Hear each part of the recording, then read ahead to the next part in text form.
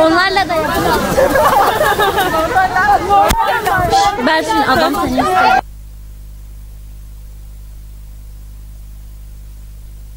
Okuyabilirsiniz. Hocam biz burada turistler var. Yani çocuklar yapan şeyden mi?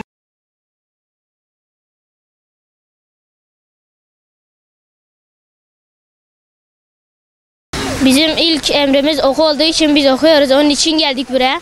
Eğer okumazsak biz bilgilerimiz gider, eğer okursak bilgilerimiz kalır.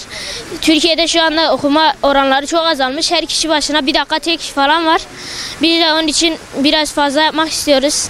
Fazlalaştırmak istiyoruz. Haftalık bir kitap bitireceğiz inşallah artık. Bitirmeye de çalışıyoruz. Kitap okumak çok faydalı. Kur'an'ın ilk emri ikra. Onun için zaten okuyoruz. Okuldan onun için geldik. İlk başta Kur'an'ın ilk emri olarak oku emridir. Biz de bu emre müellif olmak için buradayız. Okumak çok önemlidir. Herkesin okumasını isterim yani. Biz de iyi nesiller yetiştirmek, iyi anne baba olmak için çok okuyoruz, çok çalışıyoruz. Lütfen siz de okuyun. Bir kere okumak zaten dinimizde olan ilk kelimelerden biridir. Okumak çok önemlidir. Yani biz büyüyünce de iyi nesiller yetiştirmek için, iyi bir birey olabilmek için okumamız çok önemlidir.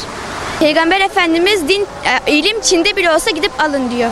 Yani bunun gibi hadisler pek çok yerde var. Beşikten mezara kadar ilim öğrenin.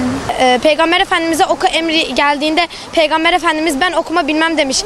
Yani aslında okumaktan kastedilen daha farklı şeyler de olabilir diye düşünüyorum. Okuyarak kendimizi geliştiririz.